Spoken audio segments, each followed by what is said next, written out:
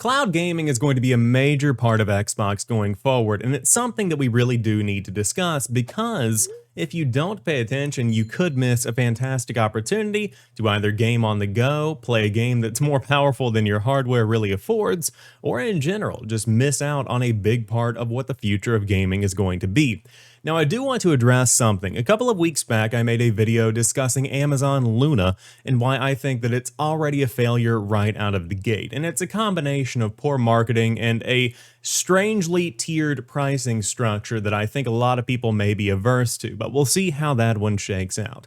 However, I don't want that sentiment to be confused with me not believing in cloud gaming, because I think that Microsoft is doing it right. Whenever I'm discussing cloud gaming with my friends, I always say that cloud is not the experience, but it is an accessory experience. It's something that you can take with you. In the same way that a PlayStation Vita couldn't really replace the same experience you got on the PlayStation 4, cloud gaming, even cloud gaming from Microsoft, can't compete in terms of quality and in terms of fidelity with the experience you'll get on an Xbox Series X, an S, or a PC. It's just in a completely different ballpark. Now, that's not to say that that's not a ballpark that I don't want to be in. It's something that is very fun. It's something that works very well because Microsoft has a very powerful infrastructure that backs up that technology. Cloud gaming is very important for the future of Xbox, and it's something that they are going to continue having a lot of focus on. And we've seen this over the course of the past few months alongside the rollout of the Xbox Series X and S. In a way, it's almost like Microsoft has released a third platform because of the buildup that they've had going behind cloud gaming. Of course, you do have the announcement that we saw last week where the Xbox One will be getting support for cloud gaming in the future to accommodate next-generation experiences like Microsoft Flight Simulator and Starfield. And that's very significant. So these games are going to be able to come to millions of players that either can't afford an Xbox Series X and S, maybe on the fence about picking one up, or are just simply content with having an Xbox One. It's great to be able to bring an experience to those people. On top of that, we've also seen a huge amount of support for mobile gaming. A few months ago, we saw an entire line of controllers from third-party partners that are Xbox certified to work with cloud gaming. They are the pinnacle experience. That's something that's great to see. But then there's a focus for people like me that don't like carrying around another accessory. I've got a lot of stuff in my backpack. I don't really want to carry around an Xbox controller, no matter how small or large it may be.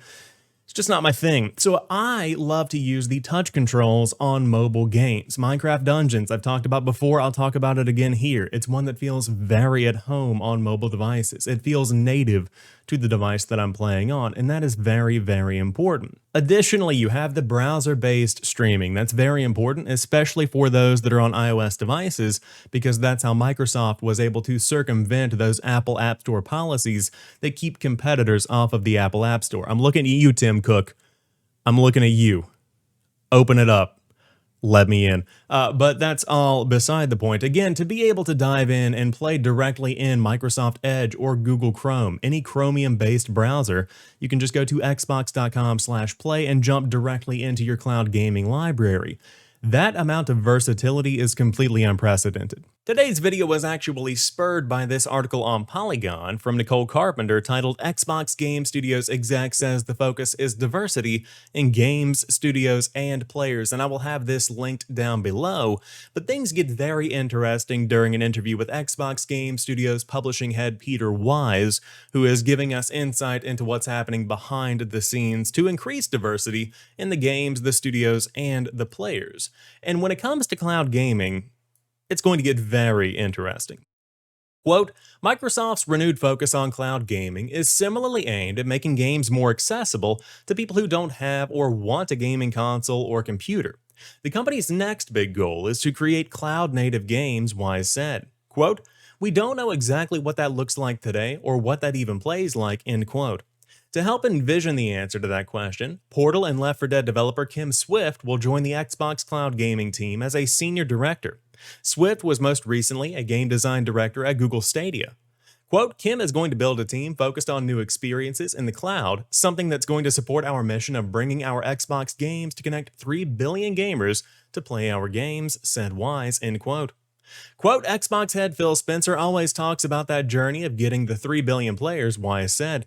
He emphasized again that this should include all players on all different platforms. Quote, I do get super excited about the idea of high fidelity gaming on a phone. That's the carrot I keep chasing for sure, end quote. This news pairs well with what we heard last week about Microsoft exploring new subscription tiers that could cut the price of Game Pass even lower for those that can't afford to pay $15 or $10 per month.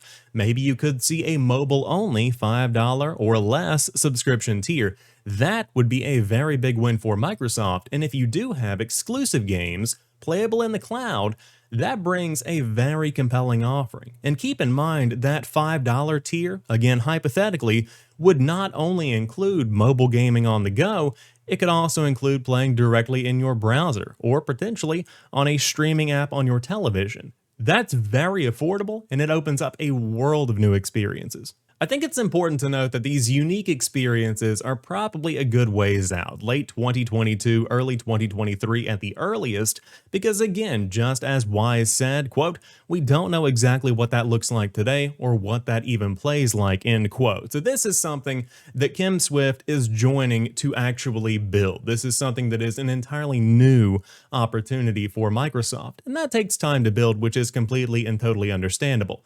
But between these partnerships that are coming from TV manufacturers, between streaming sticks that are going to be coming and offering Xbox in an entirely new way, between increased capacity and increased fidelity of the cloud gaming experience through the Xbox Series X infrastructure, cloud gaming is going to be a big part of Microsoft's future and for the future of Xbox. Now, I do want to address the future of console gaming because I'm sure a lot of people may be concerned when they hear all of this talk about cloud gaming. Does this mean the console experience is going to be impacted? Does this mean that Microsoft will no longer make Xbox consoles? No, they've already announced that a new Xbox is already in development. They are already looking towards the future. But what this shows is an increased focus on expanding the way that people can play games, the diversity and experiences that they are going to offer. Console is a focus, PC is a focus, cloud gaming is a focus. No matter where you play, you are the focus. The player is the focus at Microsoft. And I think that is what really makes me fall in love with this company because I love what they're doing and I think they are leading the competition and really paving the way for the next generation of gaming. That's incredibly exciting. As always, I would love to hear from you. What do you think about these new announcements when it comes to cloud gaming? Do you think Xbox One is going to have a longer shelf life because of it? Do you think that cloud gaming is going to become a big focus for Microsoft? And when do you think it will really become a focus, a core experience for a larger portion of the player base? Would love to hear what you have to say. But I'll see you on the next video, and thanks for watching.